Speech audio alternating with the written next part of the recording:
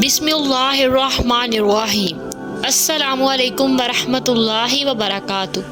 रसूल अल्लाह सल्लल्लाहु अलैहि वसल्लम से पूछा गया कि अल्लाह ताला के नज़दीक कौन सा अमल सबसे ज़्यादा पसंद है।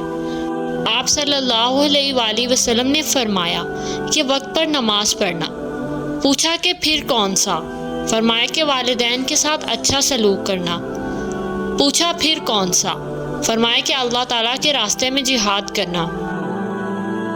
एक सहाबी रसूल अल्लाह सल्लल्लाहु अलैहि वसल्लम की खिदमत में हाजिर हुए और अर्ज़ किया कि या रसूल अल्लाह, मेरे अच्छे सलूक का सबसे ज़्यादा हकदार कौन है?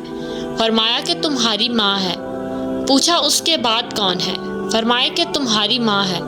उन्होंने फिर पूछा उसके बाद कौन?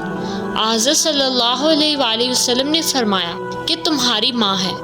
उन्होंने पूछा उसके बाद कौन है?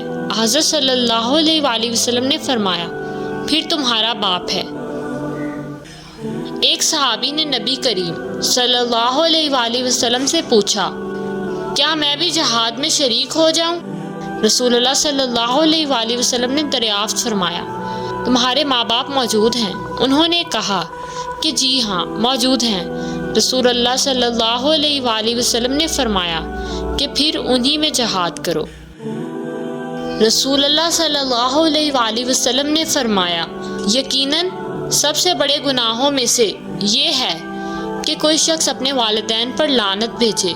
पूछा गया, या रसूल अल्लाह, कोई शख्स अपने ही वालिदैन पर कैसे लानत भेजेगा? रसूलुल्लाह सल्लल्लाहु अलैहि वसल्लम ने फरमाया कि वो शख्स दूसरे के बाप को बुरा भला कहेगा तो दूसरा भी उसके बाप को और उसकी माँ को बुरा भला कहेगा।